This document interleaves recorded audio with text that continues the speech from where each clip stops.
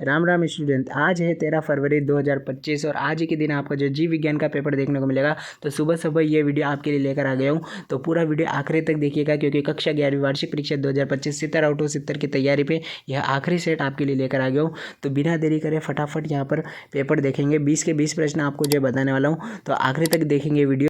तो सबसे पहला प्रश्न देखेंगे, सही विकल्प चुनकर लिखिए 6 अंक में, जो कि द्विपद नामकरण द्विपदवती के प्रतिपादक है।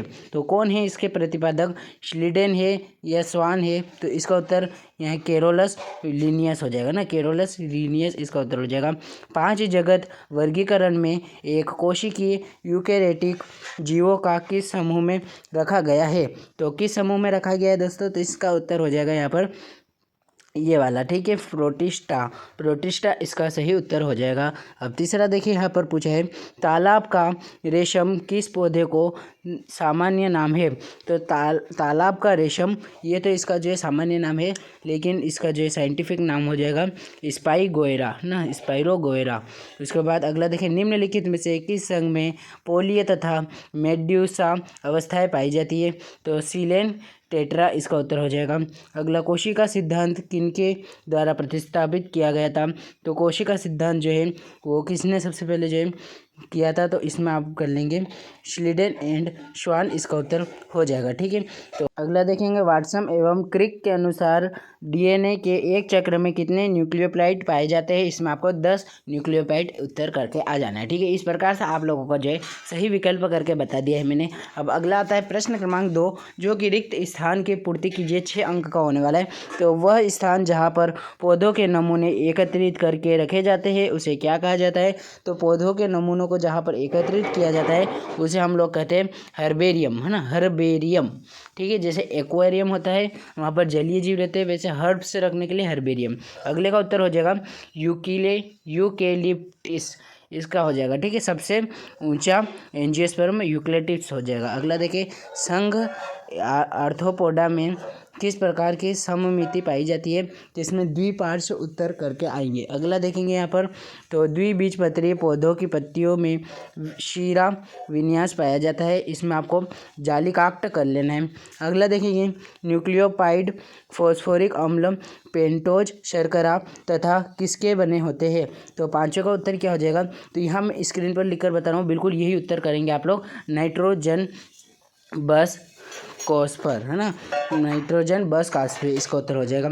अगला देखिए यहाँ पर, तो समसूत्री कोशिका विभाजन में आनुवांशिक रूप से कोशिकाओं का निर्माण होता है, तो किस प्रकार की कोशिकाओं का?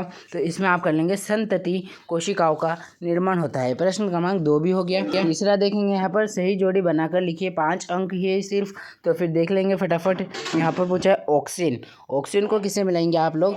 तो इसका यहाँ पर हो जाएगा कैम्बियम कोशिका विभाजन से। मैग्नीज को मिला लीजिए मेकोन्यूटियंस से। उसके बाद बोमेन सुम्पट को आप मिला लेंगे यहाँ पर यूरिनरी ब्लैडर से। उसके बाद माइकोप्लाज्मा को मोनेरा से और यीस्ट को किण्वन से मिला लेंगे, ठीक है। इस प्रकार से सही जोड़ी हो जाती है। और प्रश्न क्रमांक 4 आ जाता है आपका, सत्य असत्य का चयन करके लिखिए, ठीक है। बिल्कुल सरल, पहले का आप कर लेंगे सत्य, दूसरा भी सत्य हो जाएगा, लेकिन तीसरा असत्य करने के बाद चौथा आप लोग करेंगे सत्य, पांचवा असत्य और आखिरी वाला सत्य हो जाएगा, ठीक है। कथन आप लोग पढ़ लीजिएगा और इसके सत्य असत्य मैंने बता दिए। अब अगला देखिए, प्रश्न क्रमांक 5वां जो है, एक वाक्य में उत्तर देने से पहले आप लोगों को एक महत्वपूर्ण सूचना देना चाहता हूं कि कक्षा 9वीं से लगाकर कक्षा 11वीं के जितने भी छात्र हैं, वो वार्षिक परीक्षा 2025 चल रही है। टॉप करने के लिए आपको जो है हर विषय के लिए हम जो है प्रत्येक सेट 2 सेट पूरे वीडियो के हल सहित करके बता रहा हूँ। वीडियो फॉर्मेट में और पीडीएफ फॉर्मेट में दोनों में उपलब्ध कराया जाता है। तो 3 फरवरी से लेकर 22 फरवरी तक आप सभी को तैयारी है, तो हमारे टेलीग्राम चैनल पांचल स्टडीज को जो है आपको सब्सक्राइब कर लेना है, क्योंकि वहीं पर जो आपको पीडीएफ मिलती रहेगी।